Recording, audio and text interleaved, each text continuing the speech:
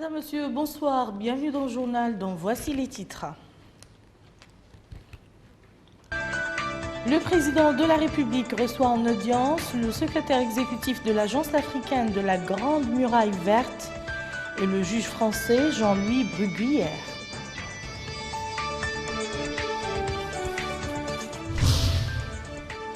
Le président de la République insiste en Conseil des ministres sur la nécessité d'orienter les investissements vers le citoyen, loin de toute forme de malversation et de gabegie.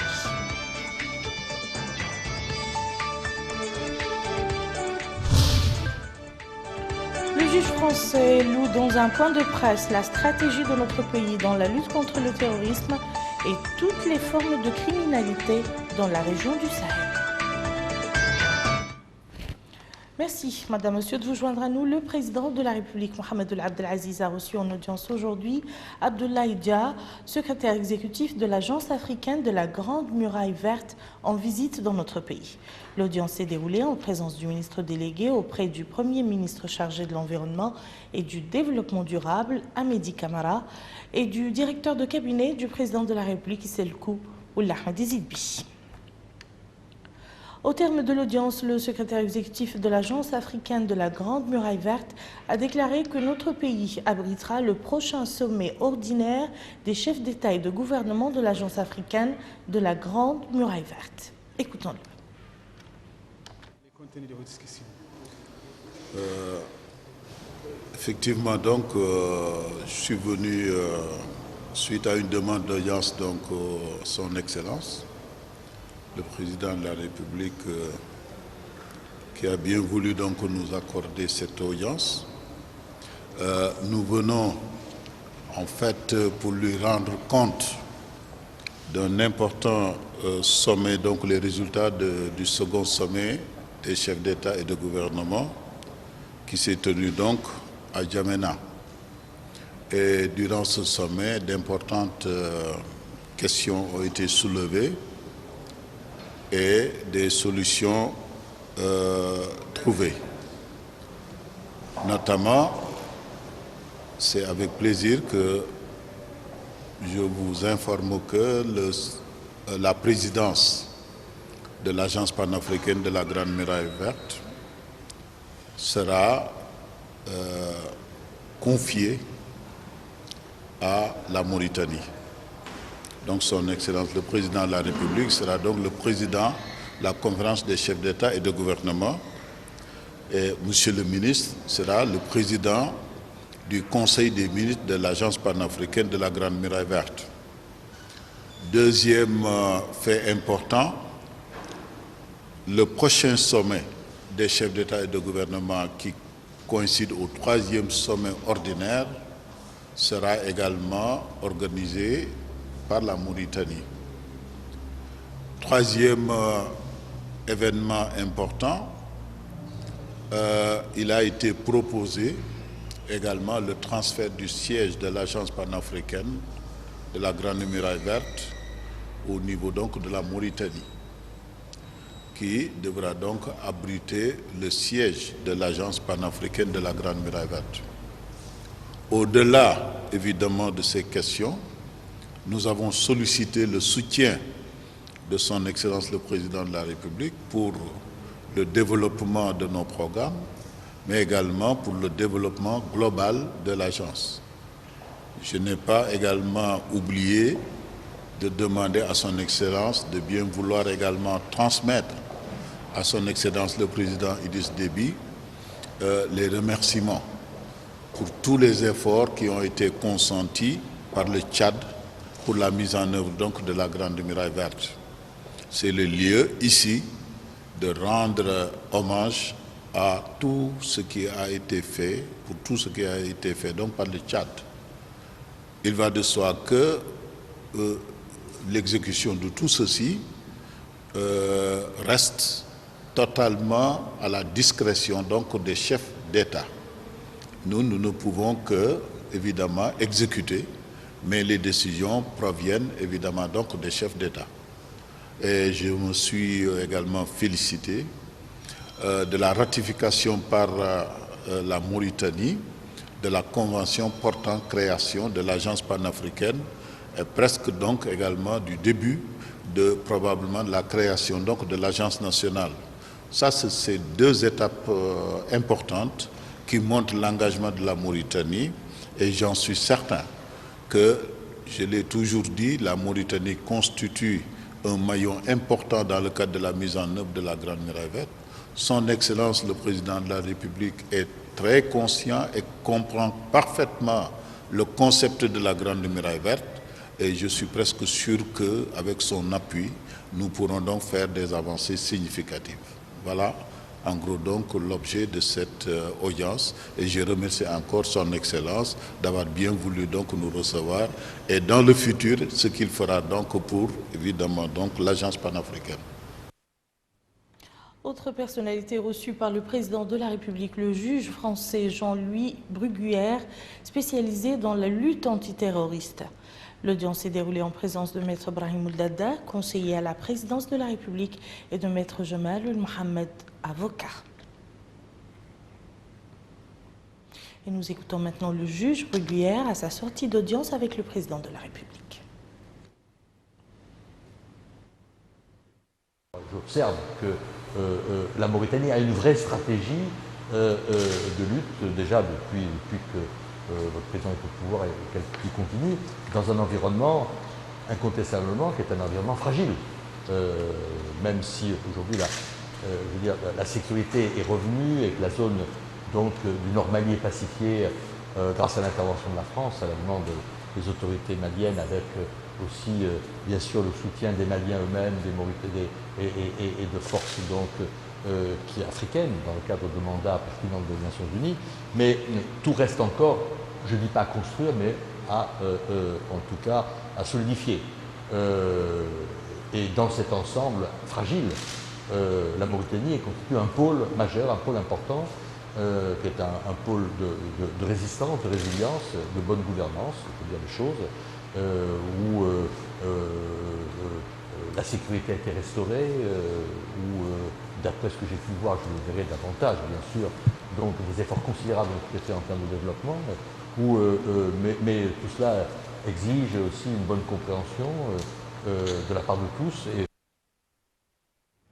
Le juge français Jean-Louis Bruguière a tenu après cette audience une conférence de presse que vous pouvez suivre en intégralité à la fin de ce journal. Le Conseil des ministres s'est réuni aujourd'hui sous la présidence du président de la République, Mohamed Abdelaziz. Le Conseil a examiné et approuvé les projets de loi suivants. Projet de loi autorisant la ratification de l'accord de financement signé le 24 juin 2013 à Nouadhibou entre le gouvernement de la République islamique de Mauritanie et l'Association internationale de développement destinée au financement du projet d'appui au programme national intégré pour la décentralisation, le développement local et l'emploi des jeunes. Ce programme vise à capitaliser les résultats obtenus ces 10 dernières années par notre pays en matière d'infrastructures de base. Son coût global est de 102 millions de dollars, soit 29,580 milliards de guillas. Le financement de l'IDA, 25 millions de dollars, objet de la présente loi, est accordé sous forme d'un don pour un montant de 20 millions de dollars et d'un prêt concessionnel pour un montant de 5 millions de dollars remboursable sur une période de 40 ans, dont 10 ans de période de grâce, avec une commission de service annuelle de 0,75%. Projet de loi autorisant la ratification de l'accord de financement signé le 20 juin 2013 à Nouakchott entre le gouvernement de la République islamique de Mauritanie et l'Association internationale pour le développement IDA, destiné au financement de la deuxième phase du projet programme d'infrastructure régionale de communication en Afrique de l'Ouest, Mauritanie. Le projet a pour objectif d'accroître l'étendue géographique des réseaux haut débit dans notre territoire et d'y réduire les coûts des services de communication. Son coût global est de 50 millions de dollars, dont 30 millions de dollars, objet du présent projet de loi à titre de prêt de l'IDA, remboursable sur 40 ans dans 10 ans de période de grâce. Projet de loi portant approbation de la convention particulière signée le 29 avril 2013 entre la République islamique de Mauritanie et la Société arabe des industries Samia. Le projet de loi rentre dans le cadre des efforts visant à accroître les résultats du secteur minier par la diversification des opérateurs et des substances exploitées. Il propose l'allègement de certaines taxes douanières et fiscales et autres redevances afin de promouvoir l'exploitation à grande échelle du gypse, cette ressource nationale abondante, et de garantir son effet bénéfique pour l'économie du pays. Le Conseil a également examiné et adopté le projet de décret suivant. Projet de décret modifiant certaines dispositions du décret numéro 90-118 du 19 août 1990 fixant la composition, l'organisation et le fonctionnement des organes délibérants des établissements publics. Dans le souci d'optimiser la rationalisation des investissements destinés aux équipements collectifs, le président de la République a réitéré ses instructions au gouvernement en vue d'encourager la création de conditions favorables à l'organisation et la structuration des populations autour de pôles de regroupement pilotes dotés d'infrastructures de base conformes aux normes en usage. Dans ce cadre, le président de la République a insisté sur la nécessité de veiller à ce que les investissements soient orientés exclusivement vers l'intérêt des citoyens, loin de toute forme de malversation et de gabegie. La lutte contre la corruption reste une option et un choix prioritaire dont l'application rigoureuse doit se refléter dans l'activité du gouvernement. Informé des résultats de la visite qu'a effectuée son Excellence le président de la République du 24 au 25 du mois courant dans la wilaya de Dakhla Nouadhibou, le Conseil des ministres a adressé ses remerciements et ses vives félicitations aux populations de cette wilaya pour l'accueil chaleureux qu'elles ont réservé au président de la République et à sa délégation lors de cette visite officielle au cours de laquelle il a procédé au lancement de grands projets de développement, dont celui de la zone franche.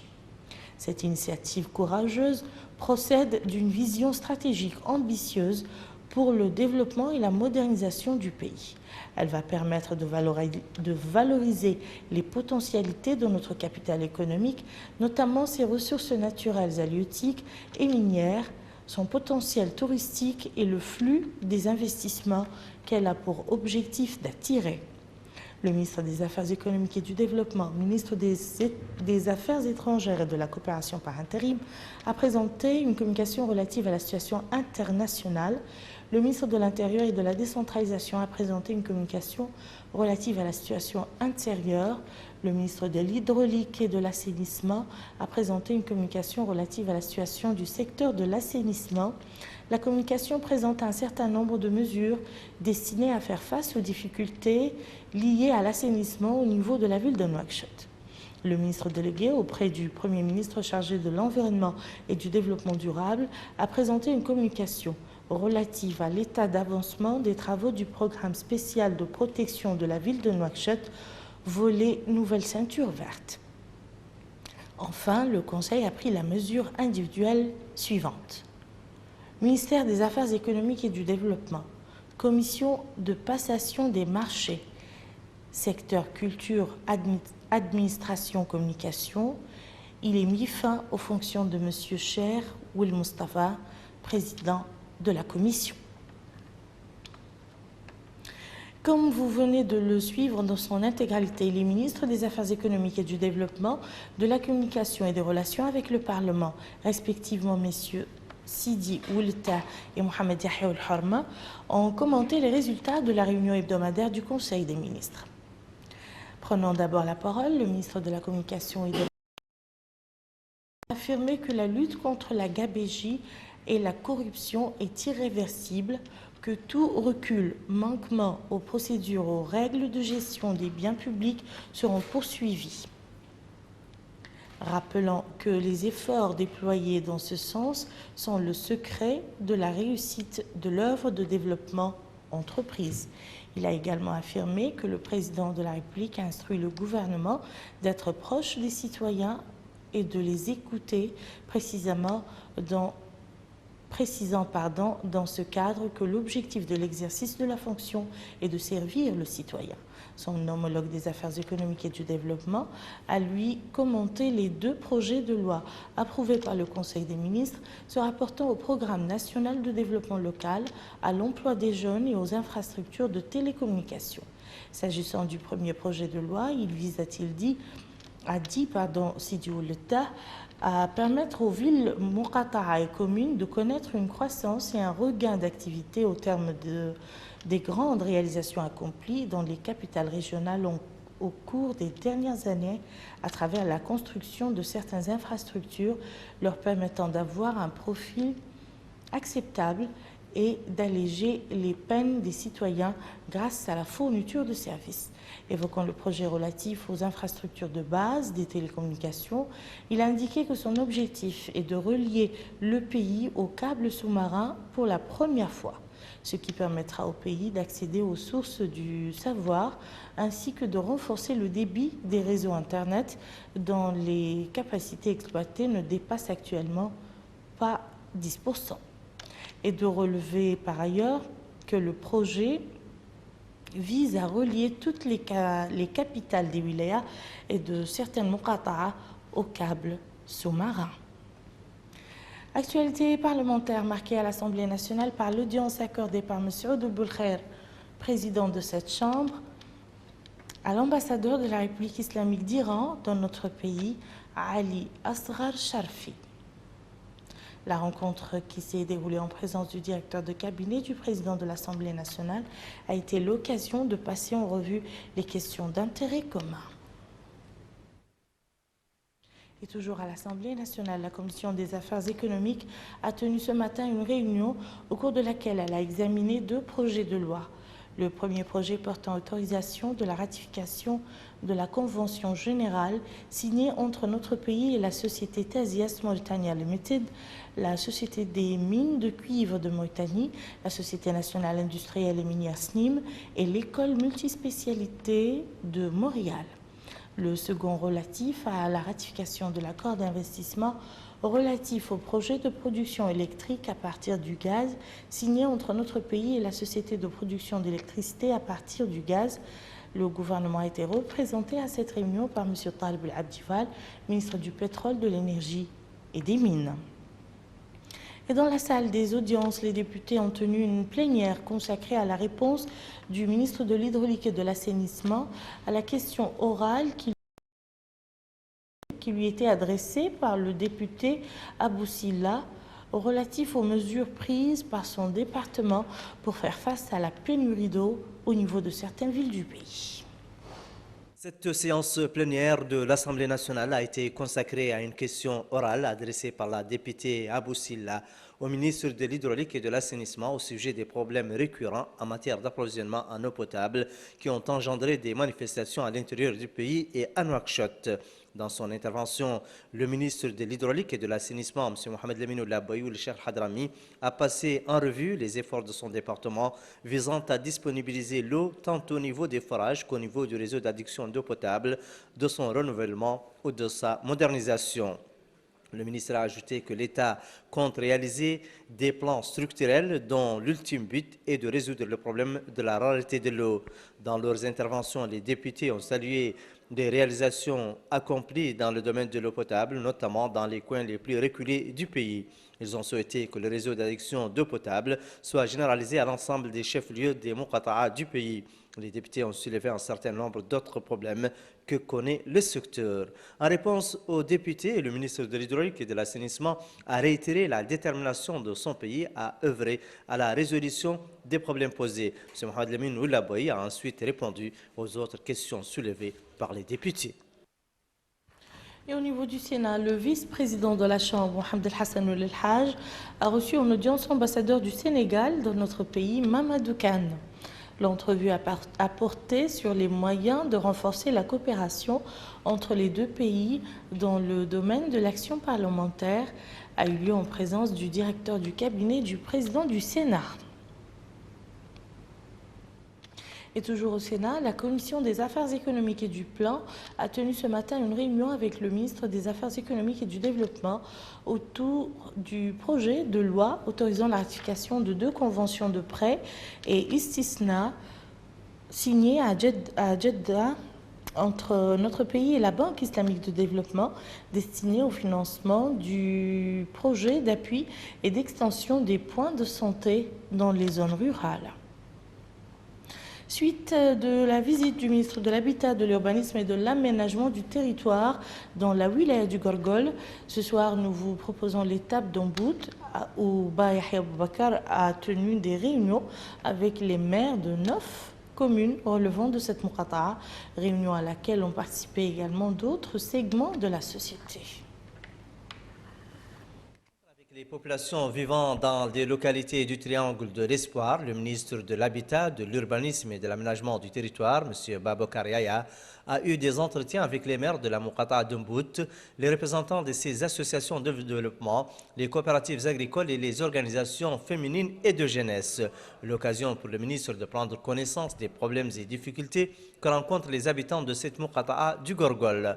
Dans leurs interventions, les maires de la muqata'a ont loué cette nouvelle démarche et la philosophie qui la sous-tend, soulignant que le gouvernement manifeste un intérêt particulier, sincère, pour la résolution des problèmes auxquels sont confrontées les populations.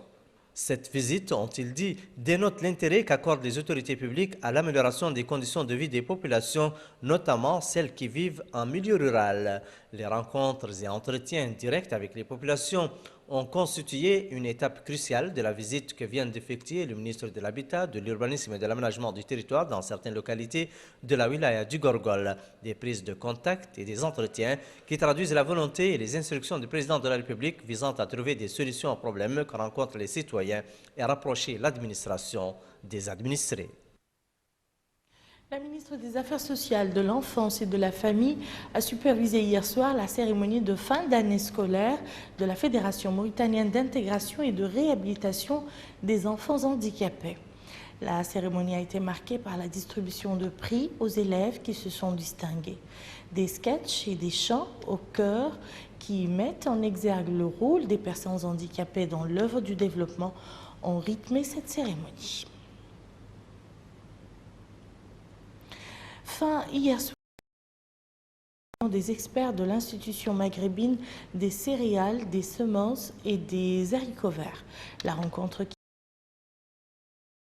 a été sanctionnée par certain nombre de recommandations. Les travaux de cette réunion de l'Institution maghrébine des céréales et des haricots a été sanctionnés par la signature d'un protocole visant à renforcer les échanges entre les pays du Maghreb arabe dans le domaine de la fourniture de semences. Parmi les recommandations formulées par les experts, l'application des décisions prises lors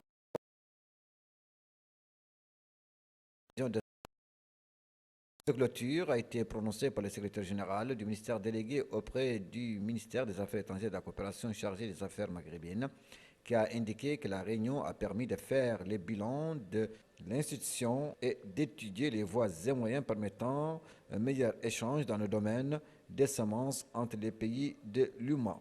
La réunion, qui a duré 2 jours, a permis d'examiner, entre autres sujets, ceux portant sur les programmes et les projets se rapportant au domaine des céréales, des semences et des haricots secs.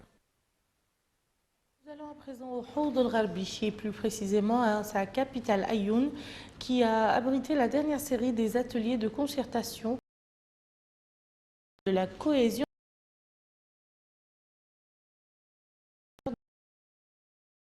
dans le domaine des droits de l'homme.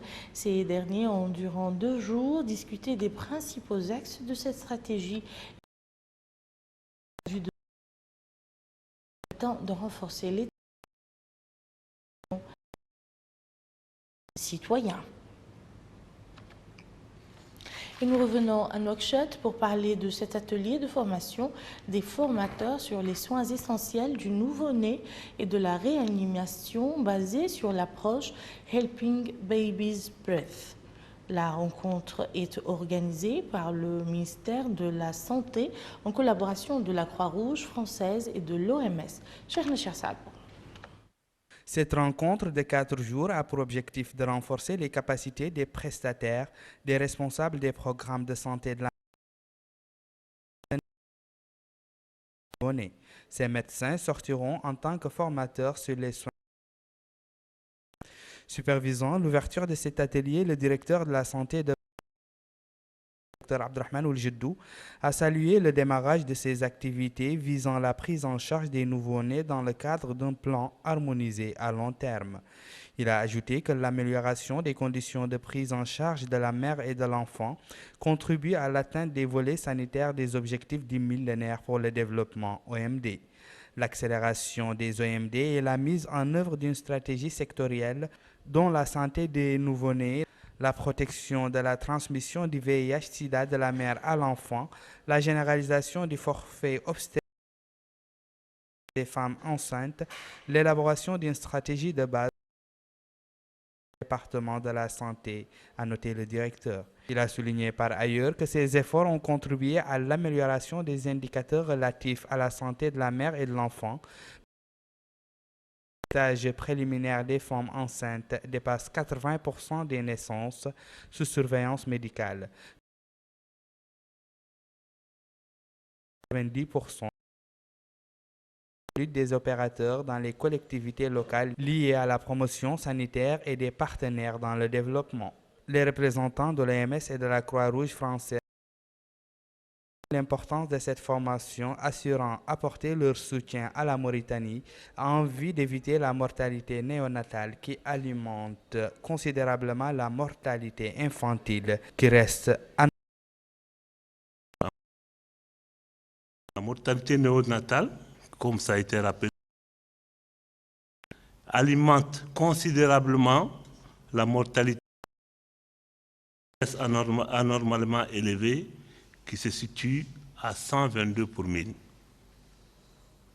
Près de 25% de ces décès néonataux sont dus à une asphyxie néonatale cliniquement identifiée comme des bébés qui ne respirent pas à la naissance, généralement le résultat d'une hypoxie.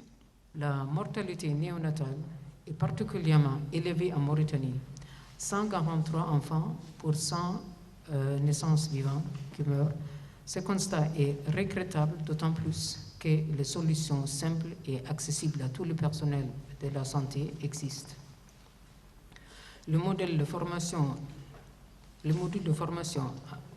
en soins essentiels de nouveau-nés de l'OMS, la réanimation par la méthode Helping Baby Thrive est de très bonne qualité et développe une pédagogie innovante qui permet d'améliorer considérablement le niveau des agents de santé pour une meilleure prise en charge des nouveau-nés. À noter sur les soins essentiels du nouveau-né et de la réanimation basée sur l'approche Helping Baby Breathe est organisée par le ministère de la Santé avec la collaboration de la Croix-Rouge française et l'Organisation mondiale de la santé. Parlons à présent politique. La fédération de l'UPR au Trarza a organisé hier soir une manifestation à laquelle ont assisté un grand nombre des cadres et militants du parti.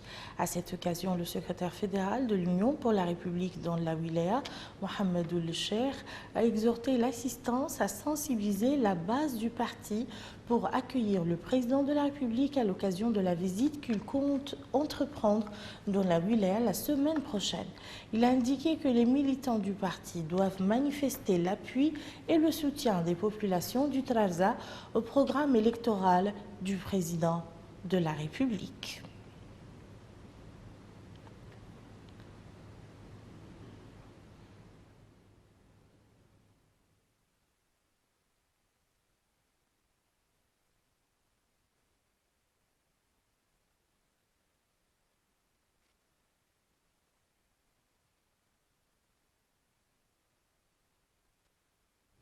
Autre parti en activité, le Mouvement du Renouveau, qui a organisé hier soir une conférence de presse au cours de laquelle il a expliqué ses positions par rapport aux grandes questions qui se posent sur la scène nationale. Dans un communiqué publié pour la circonstance, le Mouvement du Renouveau a annoncé sa décision de s'éloigner de tout discours radical et extrémiste. Le président du mouvement, Youssouf Ould Ahmed, a évoqué à cette occasion le programme futur du mouvement. Proposons un extrait, fait une évaluation du bilan politique du système en place et de ses réalisations. Positionnement. Nous avons évalué, à la lumière de nos principes, l'actif du pouvoir actuel et la ligne politique jusque-là suivie par le président de la République, Mohamed Abdel Aziz. Nous relevons alors, sous l'égide du pouvoir actuel, une nouvelle dynamique politique, caractérisée par une meilleure gouvernance, une grande proximité avec les citoyens, le lancement de chantiers majeurs, le recouvrement de la crédibilité de l'État, un niveau inédit de liberté, une meilleure gestion de la paix sociale, une plus grande aisance et pertinence.